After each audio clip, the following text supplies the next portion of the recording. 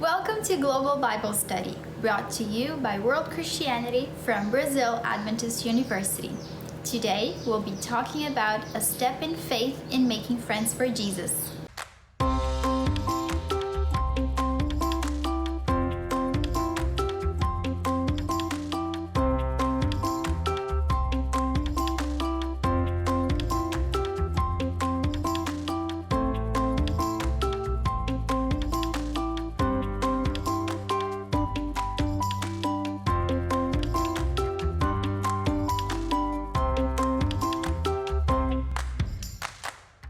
Hello, in this episode, Marianna, an education graduate and a theology student at Brazil Adventist University, is my co-host. And to discuss about a step in faith, we welcome Pastor Joao Macedo, a Portuguese MA Theology graduate from Newbold College, England, and Pastor Dorothea Relic, originally from Croatia. She's completing her master's in theology at Newbold College, England, and currently living in Portugal. Hello and welcome to Global Bible Study. This is episode number 13. It's the final episode of this season, and it's hard to believe that we have come this far. About 3 months ago, we got together and we dreamed about maybe connecting people from different parts of the world to discuss about making friends for God, and specifically about how to engage in God's mission. And our dream has come true in many ways. As we look back, we really celebrate the fact that we have been able to get together with people from about 25 different countries during this quarter, during this 13 weeks. And it was really a blessing. I'd like to take this moment to thank everyone who got involved and accepted our invitation and participate in one of our discussions. Above all, I would like to thank the professors, different professors who came and helped us in our discussions every week, and they were from different countries as well. A lot to the project. I'm here again with the co-hosts of this quarter, Marianna.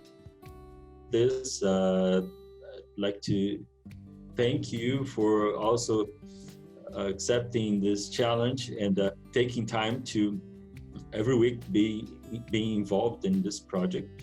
Both of you have dedicated time. You're in graduate school and have a lot to do, but you decided to be part of this, and you invited many of your friends from different countries. And now here we are, 13 weeks later, and the project is pretty much done. Marianna, what was a highlight of this project for you as you look back? How do you analyze it? Well, I believe that a highlight, as you have mentioned, was the greatness of the cultural experience that we had with so many people from different countries. I had been thinking that this was like a virtual trip around the world in 80 days, almost literally, but almost every week was a different trip around different continents, and it was so enriching to see what God has been doing in different places and how he's still actively acting even amidst all of this chaos that we seem to be in the middle of. And it really brings me joy. So that was definitely something that I took from this experience. Yeah.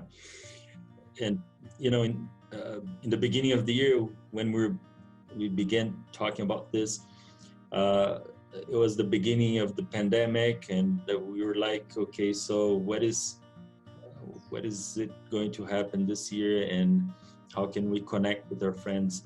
And this was one way that we found to do that, and it really happened. Roberto, how about you? How was the experience for you? It was Wonderful. Have listen about the different cultures, the guys around the world, the things they believe. You make some new friends and know about the another's long time you don't see, but still in the faith, still preaching the gospel. Learn from the different teachers, doctors, and how wonderful is the mission. And for me, is unique, and I look for the next opportunity. Very nice, very nice. I want to mention Lucas, who was our producer, and he worked hard behind the scenes, even participated in one of the episodes, but he was also a big part of our team this quarter. Well, I think part of this project was the idea that Christianity has become a worldwide movement. The Seventh-day Adventist Church, especially, is present in so many countries around the world. And today, as we are able to connect with people instantaneously, we have to develop the ability to listen to each other and strengthen each other up and build each other's faith, up. And I think this was a good exercise maybe for all of us. I was especially blessed with the opportunity. Okay, so now we're headed to our final discussion for this quarter. We will be talking to two pastors, recently graduated pastors who are finishing their master's degree, both from Portugal at the moment. So stay tuned for this episode and for upcoming projects that we will be releasing probably in the same platforms and social media. And we'll see you there. I want to begin with Philippians chapter 2, verses 5 through 7, where we read, "Let this mind be in you, which was also in Christ Jesus, who being in the form of God did not consider it robbery, equal with God, made himself of no reputation, taking the form of a bondservant, and coming in the likeness of men." Now, there is a lot of information in this, but mainly what we want to learn is how do these verses reveal the heart of Christ's thinking and the pattern that governed his entire life. How can we apply, what do we learn from this, and how do we apply it into our lives today? João and Dorothea. Well, no pressure, right? He's the author of the lesson. What he's trying to say here is that when we do accept when we do have faith and when it changes our life, we step into it and somehow we become more like Christ, more like Jesus, who, humbled himself to an extreme position in which everything that he did in his life was to serve the others. But of course, there's a lot to unpack in the rest of the week. I did feel that disconnect, and I was trying to figure out in my mind. I think this might be somehow the way that it connects, but I don't know. Do you have any thoughts?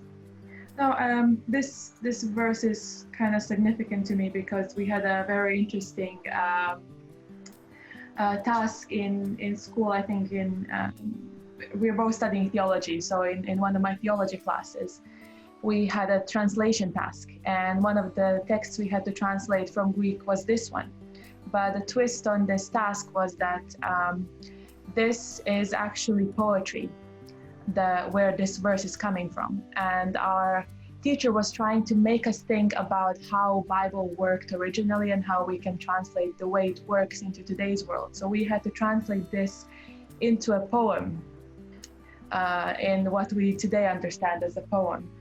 And it's I think thinking about it as poetry, it kind of presents this kind of beauty of just, when we think of poetry, it's something a bit more elevated, a bit more like wow.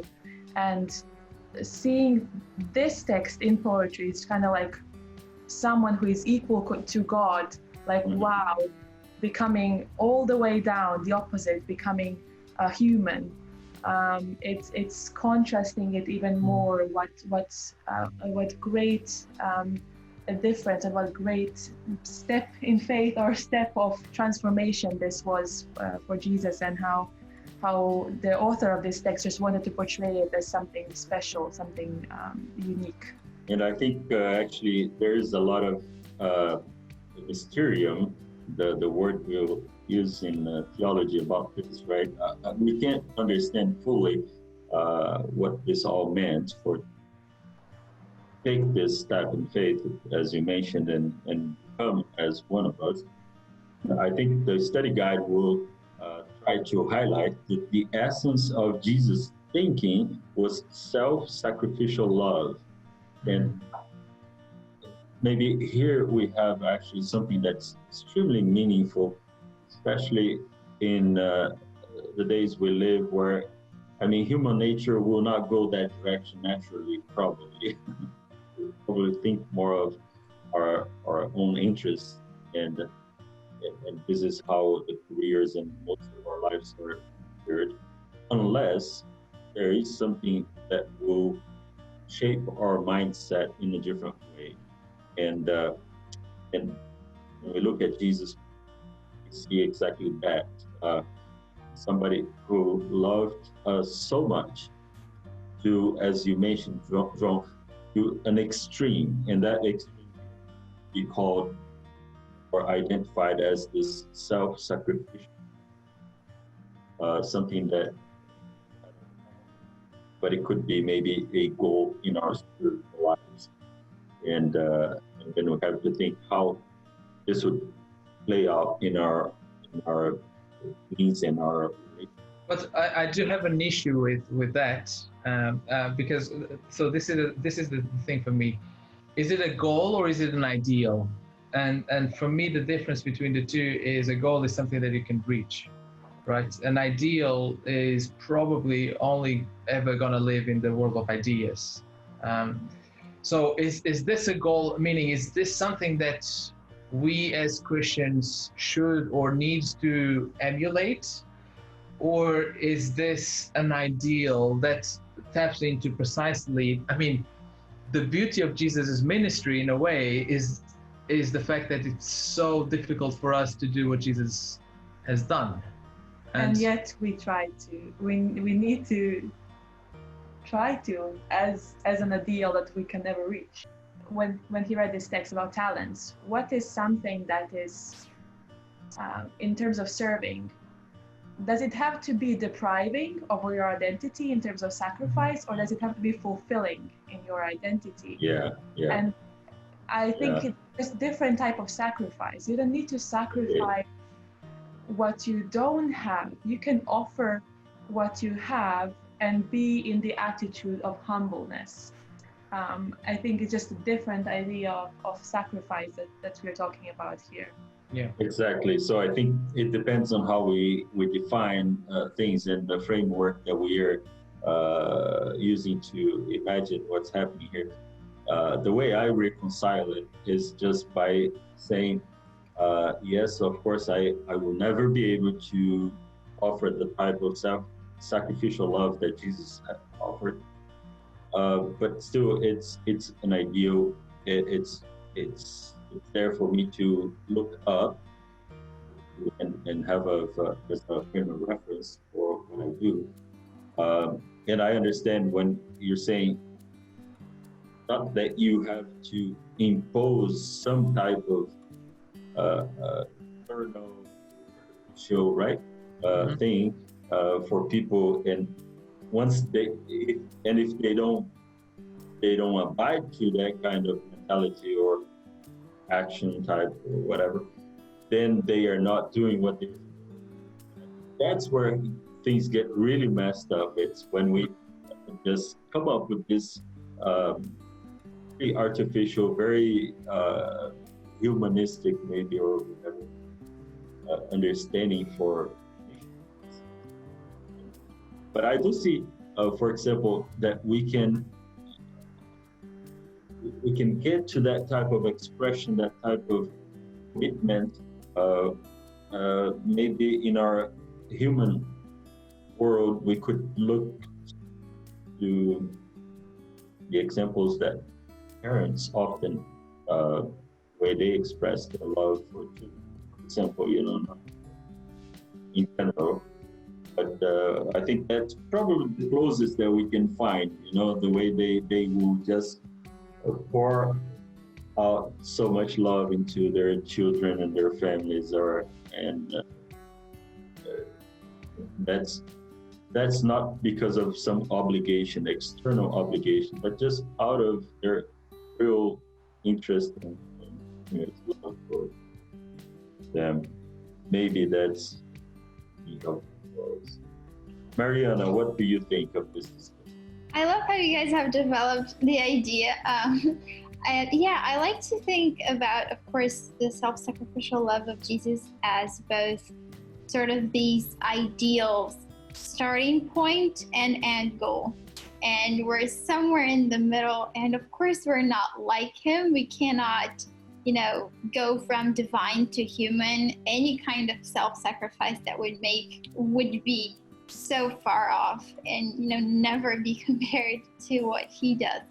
But obviously, we still have to think in terms of our possibilities as humans, so we cannot go beyond our human nature and our human limitations. And even when Jesus incarnated, in human flesh, he had his human limitations, the things that he needed to do to continue surviving, for example, which of course eventually led to his death. But he had to rest, he had to sleep, he had to eat, he had to take care of himself. And we have all these needs, physiological needs, psychological needs. And of course, we have our history, as you guys have mentioned already. We have our interests, our passions, and we believe this about spiritual gifts, for example, and even other kinds of gifts, that those are the things that God uses. And in those things, we surrender to him everything that we have. And that's what he can use and multiply that greatly. And that we can sort of emulate the kind of spirit, the kind of idea, as an inspiration from the great love that God has shown to us. And of course, we don't do that for selfish reasons, because even if we tried, that would count for nothing. But we tried to use that for the blessing of others. And in that process, we're also blessed. I believe that that's kind of a way in which I personally reconcile this idea of establishing boundaries and at the same time going from what God has done in your life and what he has, the ways in which he led you. When Pastor Marcelo was speaking, I was thinking that so very often we tend to do this one-fits-all model, So, this has worked, or either in the past or in this particular context. So now let's just copy it and put it everywhere. And I think in our world nowadays that it doesn't work anymore, and it will work less and less as time progresses. Yeah, and probably is this. I don't know if it has ever worked, even in the past, but maybe for some reason we were able to get by with. But yeah, it seems like, we created this dichotomy in our. So we have this motto, as you mentioned, the one size fits all, and we want everyone to adapt and adopt that kind of stuff when it comes to church. Then, otherwise, when you go about your work life, your studies, and so on, then you create this paranoia. Who am I? Why do I have to be someone different when it comes to religion and then out here? And so, what really is